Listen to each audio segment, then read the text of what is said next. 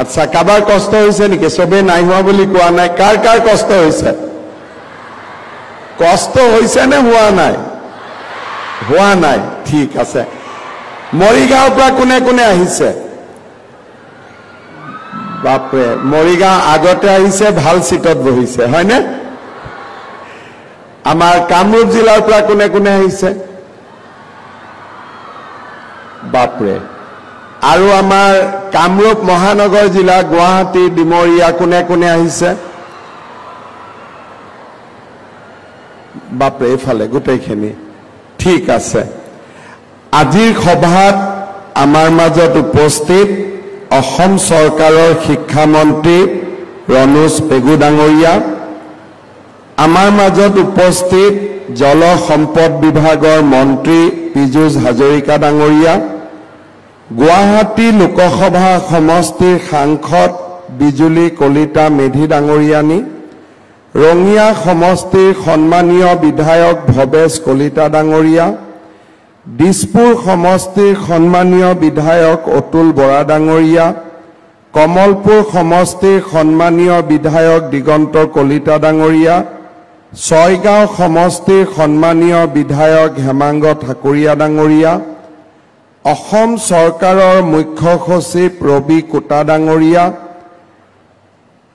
উচ্চ শিক্ষা বিভাগৰ সচিব নাৰায়ণ কোঁৱৰ ডাঙৰীয়া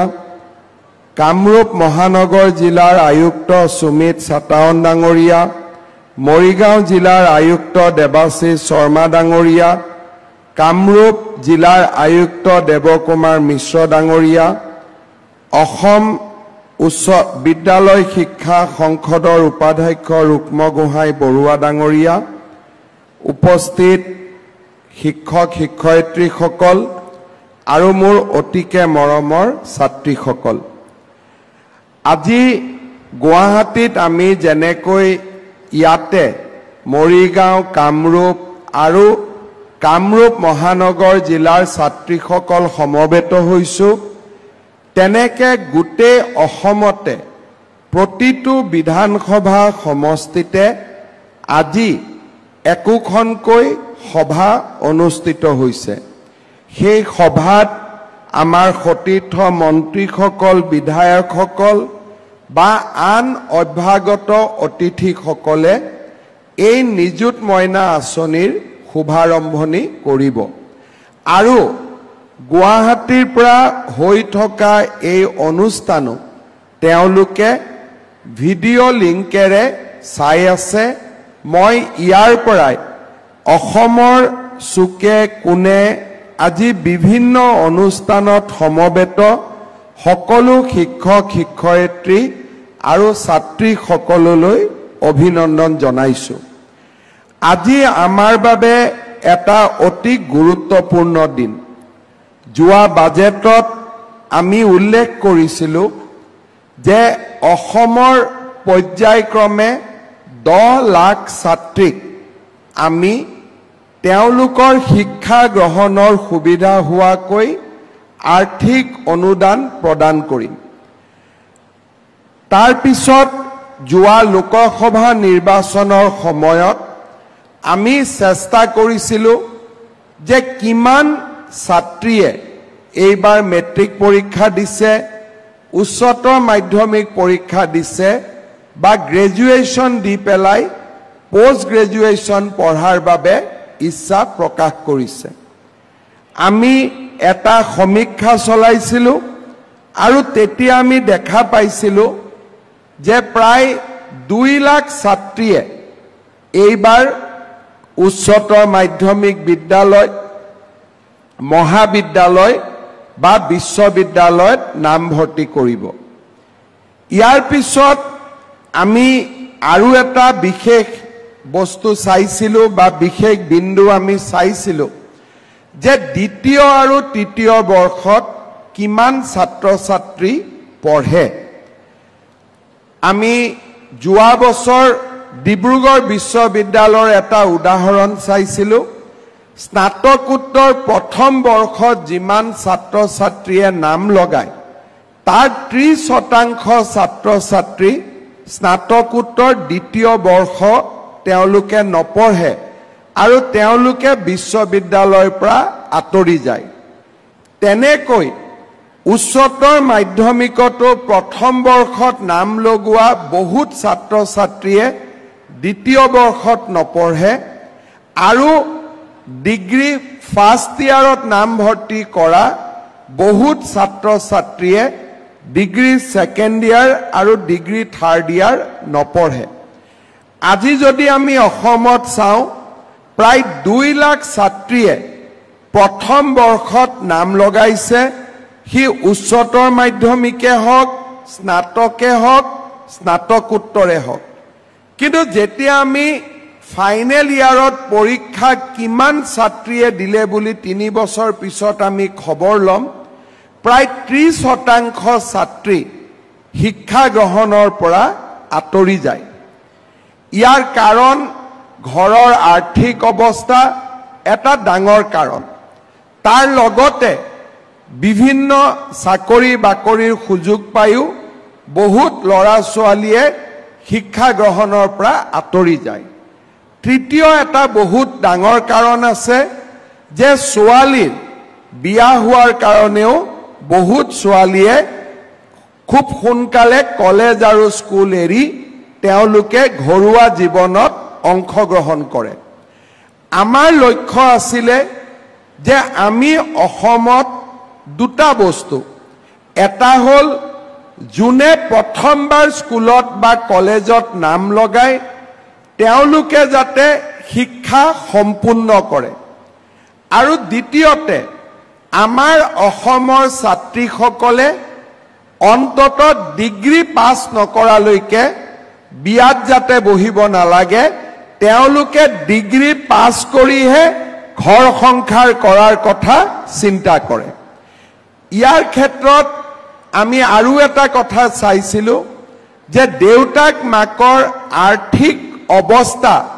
ঠিক নোহোৱা কাৰণেও বহু সময়ত ছোৱালীক সোনকালে বিয়া দিয়া হয় বা ছোৱালীয়ে নিজৰ নিজৰ কৰ্ম সংস্থাপনত নামি পৰে যাতে দেউতাক মাকক সহায় কৰিব পাৰে। আমি এই কথাবিলাক এটা এটাকৈ মীমাংসা কৰাৰ বাবে চেষ্টা কৰিছিলোঁ। প্ৰথম আমি আৰম্ভ কৰিছিলোঁ বিনামূলীয়া নামভৰ্তি দি। আজি অসমক বাদ দি ভাৰতৰ কোনো ৰাজ্যতে কলেজত বা স্কুলত বিনামূলীয়া নামভৰ্তি কৰি দিয়া নহয়। মই অসমৰ বাদ দিও ভাৰতৰ বিভিন্ন ৰাজ্যত মই ঘূৰি ফুৰিব লাগে। মই তেওঁলোকক সুধো যে আপোনালোকৰ কলেজৰ এডমিশ্যন ফিজ কিমান?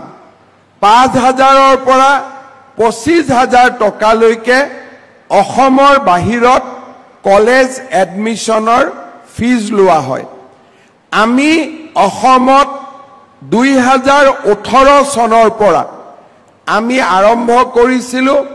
যে আমাৰ অসমৰ কলেজত বা বিশ্ববিদ্যালয় যাৰ পিতৃ মাতৃৰ উপাৰ্জন 2 লাখ টকাতকৈ কম, তেওঁলোকক আমি বিনামূলীয়াকৈ নামভৰ্তিৰ সুবিধা কৰি দিম। আজি অসমৰ লাখ লাখ ছাত্ৰ ছাত্ৰীয়ে বিনামূলীয়া নাম গ্ৰহণৰ সুবিধা লৈছে আৰু দেউতাক মাকৰ 10,000, 8,000, 6,000 টকা খৰচ কৰাৰ যিটো প্ৰয়োজন আছিল সেই প্ৰয়োজনীয়তা দূৰ কৰিছে আৰু ফলত নামভৰ্তি কৰা ছাত্ৰীৰ সংখ্যা বাঢ়িছে। 2019 চনত মই অসমৰ শিক্ষামন্ত্ৰী হিচাপে শদিয়া কলেজলৈ এবাৰ গৈছিলোঁ। তেতিয়া এগৰাকী ছোৱালীয়ে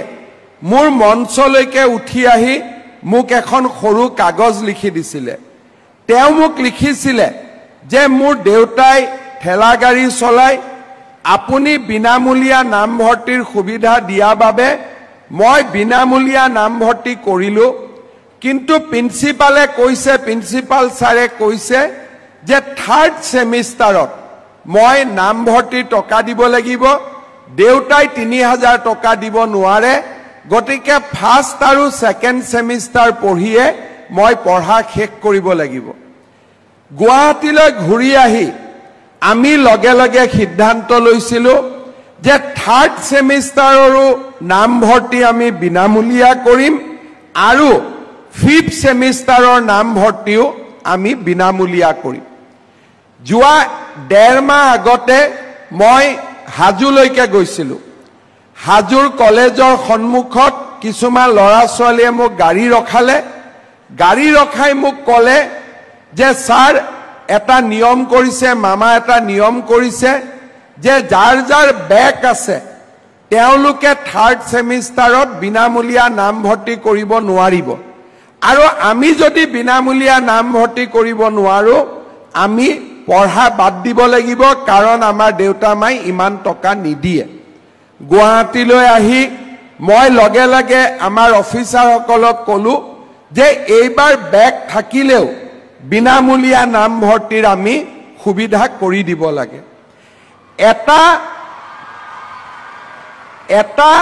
আঁচনি যেতিয়া চলি থাকে মানুহে গতানুগতিক জীৱনত সোমাই যোৱাৰ কাৰণে আঁচনিটোৰ প্ৰভাৱ তেওঁলোকে অনুভৱ নকৰে কিন্তু যিদিনাখন কিবা কাৰণত আঁচনিটো কেইটামান দিনৰ কাৰণে বন্ধ হৈ যায় তেতিয়া মানুহে অনুভৱ কৰে যে আমাৰ আঁচনিটো কিমান প্ৰয়োজনীয় আজি বিনামূলীয়া নামভৰ্তি যদি আমি চৰকাৰে এটা বছৰৰ কাৰণে বন্ধ কৰি দিওঁ অসমত 40-50 হাজাৰ ছাত্ৰীয়ে কলেজত নামভৰ্তি কৰিব নোৱাৰিব আজি ই হৈছে আমাৰ বাস্তৱ সত্য তাৰ পিছত মোৰ মনত আছে 2018-19 চনত কোনোবা এটা দিনত মই ডুমডুমা সমষ্টিৰ ফিলবাৰীত গৈছিলো তাতে কেইগৰাকীমান মহিলা আহি ক'লে যে মেট্ৰিকত ফৰ্ম ফিল আপ কৰোতে 600 টকা লাগে আমাৰ লগত এই টকাটো নাই গতিকে আমাৰ লৰা ছোৱালী আমি ফৰ্ম ফিল আপ কৰিব পৰা নাই খুব সম্ভৱ চাহ বাগিচাৰ তেওঁলোক মাতৃ আছিল গুৱাহাটীলৈ ঘূৰি আহি আমি সিদ্ধান্ত ললো যে আমাৰ মেট্ৰিক আৰু হায়াৰ সেকেন্ডাৰী পৰীক্ষা দিবৰ বাবে ফৰ্ম ফিল আপ কৰিবৰ কাৰণেও আমাৰ ছাত্ৰ ছাত্ৰীয়ে টকা পইচা দিব নালাগে যিসকল দৰিদ্ৰ সীমাৰেখাৰ তলৰ ছাত্ৰ ছাত্ৰী তেওঁলোকক আমি বিনামূলীয়াকৈ পৰীক্ষাত বহাৰ সুযোগ দিম সেৱা আৰু কাউন্সিলত যি টকা লাগে সেইখিনি চৰকাৰৰ ঘৰৰ পৰা দিয়াৰ ব্যৱস্থা কৰিম ইয়াৰ পিছত মোৰ মনত আছে মই কোনোবা এটা দিন বিহালীত এখন কলেজলৈকে গৈছিলো ছোৱালীসকলৰ লগত বহি কথা পাতিছিলো তেতিয়া মই এনে ধেমালিতে সুধিছিলো যে তোমালোক যে ৰাতিপুৱাই কলেজলৈকে আহা দিনত কি খোৱা কোনোবাই ক'লে কেন্টিনত এয়া খাও সেয়া খাও কিবা কিবি ক'লে তাৰ পিছত মই সুধিলো যে অহা যোৱা কেন্টিনত খোৱা গোটেইখিনি কৰোতেতো প্ৰতিটো দিনতে 50 টকাৰ পৰা 100 টকা লাগে দেউতাহঁতে দিব পাৰে নে নাই তেতিয়া তেওঁলোকে বহুতে ক'লে যে নামভৰ্তি বিনামূলীয়া কৰাৰ পিছতো কলেজ বা স্কুলত অহা যোৱা কৰাৰ খৰচটো নোহোৱা কাৰণে আমি বহু সময়ত কলেজত অহা বন্ধ কৰি দিব লাগে তাৰ পিছত মই ষ্টুডেন্টৰ লগত যেতিয়া মোৰ মনত আছে আৰু এটা মই কথা পাতিছিলো যে বহুত ষ্টুডেন্টে মোক কৈছিলে যে আমি হোষ্টেলত থাকো হোষ্টেলৰ মেছ ডিউজৰ টকা দিবৰ কাৰণে আমাৰ দেউতা মা সকলে কেতিয়াবা অসুবিধা হয় পিছ পৰি যায় আৰু সেইকেইটা দিন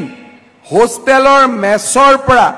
আমাক প্ৰেছাৰ দি থাকে টকা কেইটা দিবৰ কাৰণে কেতিয়াবা আমি মেছত ভাত খাবই নাযাওঁ আমি দূৰে দূৰে থাকো যেতিয়ালৈকে দেউতা মাই আমাক টকাখিনি পঠাই নিদিয়ে এনেকে মই যেতিয়া স্কুলত যাওঁ ছাত্ৰীসকলে মোক কয় যে মামা সাইকেল এখন নহলে আমাৰ স্কুলত অহাৰ কাৰণে কষ্ট হয় বহুত দূৰ আমি খোজকাঢ়ি আহিব লাগে তাৰ কাৰণে আমাক আপুনি সাইকেল এখন দিয়াৰ ব্যৱস্থা কৰক। আজি অসমৰ বহুত মানুহে মোক সমালোচনা কৰে যে হিমন্ত বিশ্ব শৰ্মাই চৰকাৰৰ টকা পইচা অপব্যৱহাৰ কৰে, হিতাধিকাৰী সৃষ্টি কৰে। কিন্তু আজি অসম চৰকাৰে যিমান আঁচনি ৰূপায়ণ কৰে, এই গোটেই আঁচনিবিলাক আমি কেতিয়া ৰূপায়ণ কৰোঁ, যেতিয়া মানুহে আমাক নিজৰ বেদনা আৰু নিজৰ দুখৰ কথা কয়, কষ্টৰ কথা কয়, দুখীয়া দৰিদ্ৰ আৰু মধ্যবিত্ত পৰিয়ালে নিজৰ সমস্যাৰ কথা কয়। আজি আমিও সকলোৱে এই পৰিৱেশৰ মাজেৰে পাৰ হৈ আহিছোঁ। আজি মই অসমৰ মুখ্যমন্ত্ৰী যদিও ময়ো স্কুলত পঢ়িছিলোঁ আৰু মা দেউতাই আমাক কেনেকৈ চলাইছিলে, মোৰ বন্ধুসকলক কেনেকৈ চলাইছিলে আৰু কোনে কেনেকৈ আৰ্থিক অভাৱৰ মাজেৰে আগবাঢ়িছিলে তাৰ পৰিচয় বা তাৰ চিত্ৰ এখন এতিয়াও আমাৰ মনত সজীৱ হৈ আছে। আজি অসম চৰকাৰৰ আঁচনিসমূহৰ কাৰণে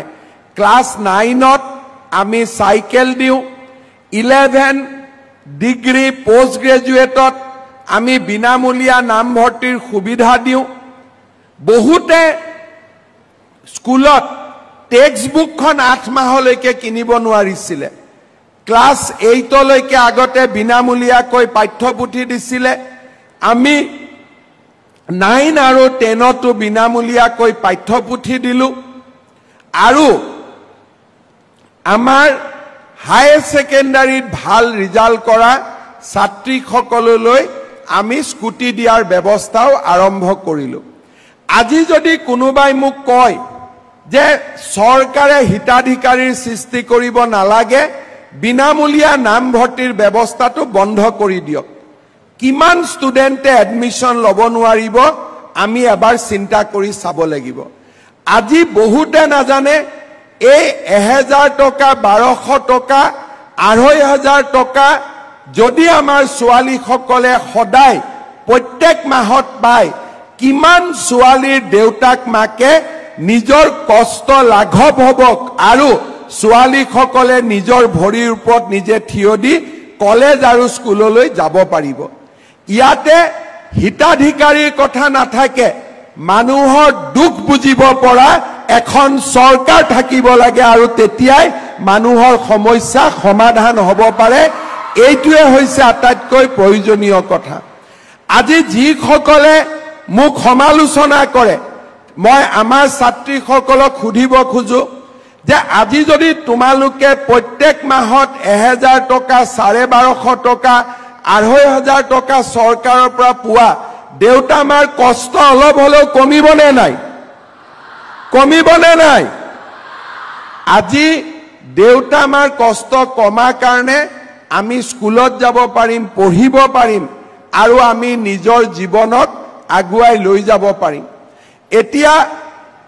কোনেও নকলেও আমি সকলোৱে জানো যে চৰকাৰী চাকৰি পাবলৈ টকা পইচা দিব নালাগে। অসমত এতিয়া উদ্যোগীকৰণৰ এটা পৰিৱেশ আৰম্ভ হৈছে। চৰকাৰত আমি চাকৰি নাপালেও আমি কৰিব পৰা কাম লাহে লাহে অসমত সৃষ্টি হৈছে। আমাক মাত্ৰ শিক্ষা সম্পূৰ্ণ কৰিব লাগে আৰু সেইবাবে এই নিযুত মইনা আঁচনিখন আমি খুব পবিত্ৰ অন্তৰেৰে আজি অসমত আৰম্ভ কৰিছোঁ। কেতিয়াবা কেতিয়াবা কংগ্ৰেছৰ মানুহবিলাকে কয় যে হিতাধিকাৰী সৃষ্টি কৰিছে। মই কওঁ যে মই হিতাধিকাৰী সৃষ্টি কৰা নাই, ভৱিষ্যত অসমক আগবঢ়াই লৈ যাব পৰাকৈ এক মানৱ সম্পদ আমি সৃষ্টি কৰিছোঁ, যোনে আমাৰ অসমখনক ভৱিষ্যতৰ দিনত আগুৱাই লৈ যাব পাৰিব। আমি নতুন প্ৰজন্ম এটা সৃষ্টি কৰিছোঁ, যি নতুন প্ৰজন্ম শিক্ষিত হ'ব, যি নতুন প্ৰজন্মই অসমক বিকাশৰ পথেৰে আগুৱাই লৈ গৈ ভাৰতৰ ভিতৰতে এখন সৰ্বশ্ৰেষ্ঠ ৰাজ্য হিচাপে প্ৰতিষ্ঠা কৰিব, তেনেকুৱা এটা নতুন প্ৰজন্ম সৃষ্টিৰ কামত আজি আমি নিজকে নিয়োগ কৰিছোঁ। মই আজিৰ সভাত এই আঁচনিখনৰ বিষয়ে দুটামান কথা আপোনালোকক ক'ব বিচাৰিছো, তোমালোকক ক'ব বিচাৰিছো। একাদশ শ্ৰেণীত আমি যিসকল ছাত্ৰী পঢ়ি আছো, অসমৰ আন ঠাইত আজিয়ে এখন বেংক ড্ৰাফ্ট পাব আৰু আমাৰ ইয়াত বহি থকা ছাত্ৰীসকলক একেলগে দিয়াৰ যিহেতু ব্যৱস্থা নাই, অহাকালি স্কুলৰ প্ৰিন্সিপাল বা অধ্যক্ষসকলে তোমালোকক বেংক ড্ৰাফ্টখন দিব। কিন্তু অহা মাহৰ পৰা 11 তাৰিখে বেংকত 11 বজাত তোমালোকৰ মোবাইলত বা দেউতাৰ মোবাইলত টিকটিক আহিব, 11 বজাত বেংকত এই টকাখিনি 11 তাৰিখে জমা হৈ যাব। মই এই কথাটো এই কাৰণে কৈছো যে দেউতাৰ যেহেতু মোবাইলটো দেউতাৰ সকলোৰে মোবাইল নাথাকিব পাৰে, দেউতাই ভাবিব পাৰে টকাটো ক'ৰ পৰা আহিলে, গতিকে আজিৰ পৰা ঘৰত আমি কৈ দিম যে 11 তাৰিখে যিটো টকা বেংকত সোমাব সেইটোৱে হৈছে নিযুত মইনা, আৰু এইটো মোবাইল দেউতাৰ মেছেজত যাব বা যাৰ নম্বৰ দিছা তাৰ মেছেজত যাব, কিন্তু তোমালোকৰ একাউণ্টতে এই টকাটো সোমাব, বেলেগৰ একাউণ্টত এই টকাটো নুসুমায়। ইয়াৰ পিছত আমি পইচাটো পাই গৈ থাকিম। কেতিয়ালৈকে পাম? যে ফাৰ্ষ্ট ইয়াৰৰ পিছত পৰীক্ষা পাছ কৰি আমি ছেকেণ্ড ইয়াৰত নাম ভৰ্তি কৰিম। ছেকেণ্ড ইয়াৰত আমি যদি পৰীক্ষা পাছ কৰোঁ তেতিয়া আমি ছেকেণ্ড ইয়াৰৰ পইচা পাম, কিন্তু কোনোবাই যদি ফাৰ্ষ্ট ইয়াৰৰ পৰীক্ষাত উত্তীৰ্ণ নহয় বা নিজে পঢ়া এৰি দিয়ে তেতিয়াহ'লে ছেকেণ্ড ইয়াৰত আমি নিযুত মইনা আঁচনি নাপাওঁ। আৰু এটা সৰু ইয়াত চৰ্ত নহয়, পৰামৰ্শ, যে ছাত্ৰীসকলে তেতিয়া নিযুত মইনা আঁচনি পাব যাৰ বিৰুদ্ধে কোনো অভিযোগ নাথাকিব। অৰ্থাৎ অভিযোগ মানে ক্লাছ নকৰা বা বিভিন্ন ধৰণৰ যিবিলাক আমাৰ স্কুলত যাক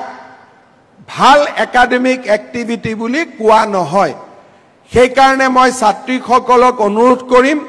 যে দ্বিতীয় বৰ্ষত এই পইচাটো যাতে আমি পাই থাকোঁ, তাৰ কাৰণে প্ৰথম গুৰুত্বপূৰ্ণ নিয়মানুৱৰ্তিতা, নিজৰ চাৰিত্ৰিক গৌৰৱ আৰু আমাৰ পৰীক্ষাত পাছ কৰা এই সৰু সৰু চৰ্তকেইটা আমি পূৰণ কৰিব লাগিব। বছৰত আমি 10 মাহ পাম, 2 মাহ গৰম বন্ধ থাকে, গৰম বন্ধৰ 2 মাহত এই পইচাটো আমি নাপাওঁ, আমি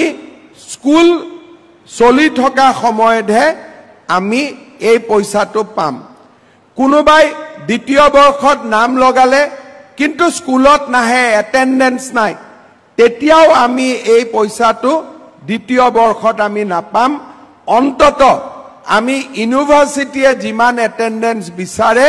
সিমানখিনি এটেণ্ডেন্স যাতে আমাৰ থাকে। ঠিক তেনেকে যিসকলে ডিগ্ৰী ফাৰ্ষ্ট ইয়াৰৰ ছোৱালীয়ে এই পইচা আজি পাব, তেওঁলোকেও ডিগ্ৰী ছেকেণ্ড ইয়াৰতো পাব, ডিগ্ৰী থাৰ্ড ইয়াৰতো পাব। খালি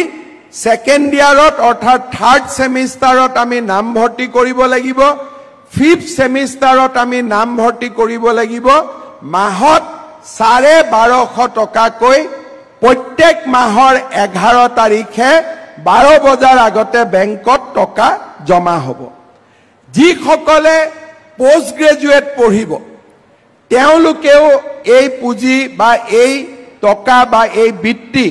চৰকাৰৰ পৰা পাই থাকিব। মাত্ৰ পোষ্ট গ্ৰেজুৱেট ছেকেণ্ড ইয়াৰতো নাম ভৰ্তি কৰিব লাগিব আৰু নিয়মীয়াকৈ ক্লাছত উপস্থিত থাকিব লাগিব। এতিয়া বহুতে মোক কয়, ছেকেণ্ড ইয়াৰৰ ষ্টুডেণ্টখিনিয়ে, দ্বাদশ মানত পঢ়া ছাত্ৰীসকলে কয় যে মামা আমি নাপালোঁ, তোমালোকেও পাবা, মাত্ৰ এইবাৰ ক্লাছ 12ত পাছ কৰি ডিগ্ৰী ফাৰ্ষ্ট ইয়াৰত এডমিশ্যন ল'ব লাগিব। কোনোবা ছেকেণ্ড ইয়াৰ আৰু ডিগ্ৰী থাৰ্ড ইয়াৰৰ ছোৱালীয়ে কৈছে যে আমি পোৱা নাই, মই উত্তৰটো মোৰ এইটো হ'ব, তোমালোকেও পাবা, মাত্ৰ পোষ্ট গ্ৰেজুৱেটত নাম ভৰ্তি কৰাব লাগিব। যদি কোনোবা ছোৱালীয়ে ডিগ্ৰী পঢ়ি থাকোঁতে বিয়া হৈ যায় তেতিয়াও এই পইচাটো পোৱা নাযাব কাৰণ এই পইচাটো আমি এই কাৰণে দিছো যাতে ডিগ্ৰীলৈকে আমি বিয়াত নবহো দেউতা মই বেয়া পাব নেকি আকৌ মই বিয়াত নবহো বুলি কোৱা কাৰণে আমি ডিগ্ৰীলৈকে বিয়াত বহিব নালাগে কিন্তু ইউনিভাৰ্চিটিত পঢ়া ছোৱালীখিনিয়ে বিয়াত বহিলেও বা বিয়া কৰিলেও এই বৃত্তি পাই থাকিব অৰ্থাৎ আমাৰ এটাই প্ৰচেষ্টা যে আমাৰ ছোৱালীসকলে যাতে ডিগ্ৰী থাৰ্ড ইয়াৰলৈকে বিয়াত নবহে সেইটো আমাৰ এই আঁচনিৰ এটা লক্ষ্য কিন্তু যিসকলে পোষ্ট গ্ৰেজুৱেট বা ইউনিভাৰ্চিটি বা বিএডত পঢ়িব তেওঁলোকে এই পুঁজি বা এই স্কলাৰশ্বিপ পাব কাৰণ পোষ্ট গ্ৰেজুৱেট যোৱাৰ সময়ত লৰা ছোৱালী বিয়া পাতিব লাগে বা বিয়া পতা নপতা নিজৰ সিদ্ধান্ত তাত আমি পৰামৰ্শ দিব নুখুজো এতিয়া মোক বহুতে কয় যে মামা লৰাবিলাকৰ কি হ'ব হয়নে কয়নে এইটো কথা লৰাবিলাকে কয়নে নাই আমাৰ কি হ'ব বুলি মই লৰাবিলাকৰ কাৰণেও কেইদিনমান আগতে যাতে তেওঁলোকে ভাল উদ্যোগ স্থাপন কৰিব পাৰে তাৰ বাবে তেওঁলোকক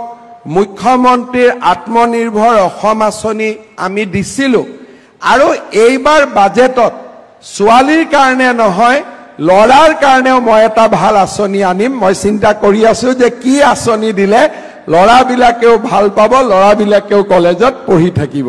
গতিকে লৰাবিলাকৰ চিন্তাও মই কৰি আছো আৰু লৰাবিলাকৰ কাৰণেও ভাল আঁচনি এটা আমি নিশ্চিতভাৱে আনিম এই কথাখিনিও মই আজি ক'ব খুজিছো আজি বহুত ছোৱালীয়ে ভাবি আছে যে আমি পোৱা নাই অৰ্থাৎ ভেঞ্চাৰ স্কুল আৰু সেলফ ফাইনেন্সিং স্কিমত পঢ়া ছাত্ৰীখিনিক আমি প্ৰথম অৱস্থাত এই আঁচনিখিনিত লোৱা নাই কিন্তু অহা মাহৰ ভিতৰত আমি এটা সিদ্ধান্ত ল'ম ভেঞ্চাৰ স্কুল কলেজত পঢ়ি থকা ছাত্ৰীখিনিকো এই আঁচনিত জড়িত কৰিবলৈ বা প্ৰভিন্সিয়েলাইজ কলেজত যিসকলে সেলফ ফাইনেন্স স্কিমত পঢ়ি আছে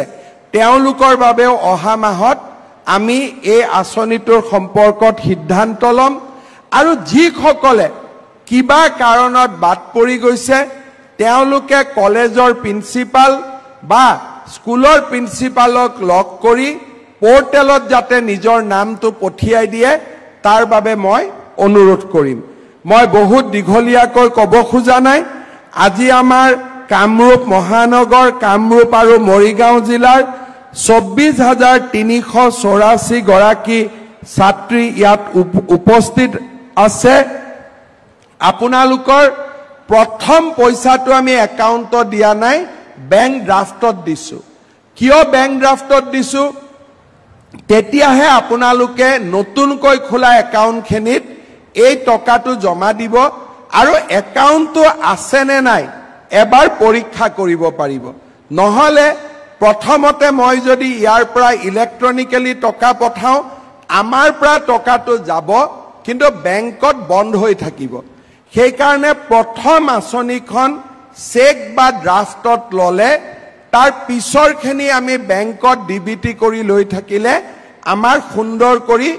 আঁচনিখন চলি থাকিব মই ছাত্ৰীসকলক অনুৰোধ কৰিম অহাকালি আপোনালোকৰ কলেজত স্কুলত নিশ্চিতভাৱে আপোনালোকে বেংক ড্ৰাফটখন পাই যাব আমি ইতিমধ্যে কলেজক আৰু স্কুলক আমি বেংক ড্ৰাফটবিলাক দি দিছো আপোনালোকক অহাকালি ধুনীয়াকৈ দি দিব আৰু বেংক ড্ৰাফটখন লওঁতে কোনোবাই যদি কিবা কাৰণত আপোনালোকৰ পৰা চাহ খাব কিবা খুজে মোক লগে লগে জনাই দিব ঠিক আছে কিবা এটা কৰি অকণমানো যদি ভুলতেও যদি কোনোবাই কিবা কয় মোক লগে লগে আপোনালোকে জনাই দিব আমাৰ মুখ্যমন্ত্ৰীৰ কাৰ্যালয়ত ইমেইল একাউণ্ট আছে লগে লগে আপোনালোকে ইমেইল কৰি দিব তেতিয়া যি ব্যৱস্থা কৰিব লাগে মই কৰিম কিন্তু মই বিশ্বাস কৰোঁ যে কোনেও আজিকালি এইবোৰ কাম নকৰে এইবিলাক প্ৰথা লাহে লাহে আমাৰ সমাজত নোহোৱা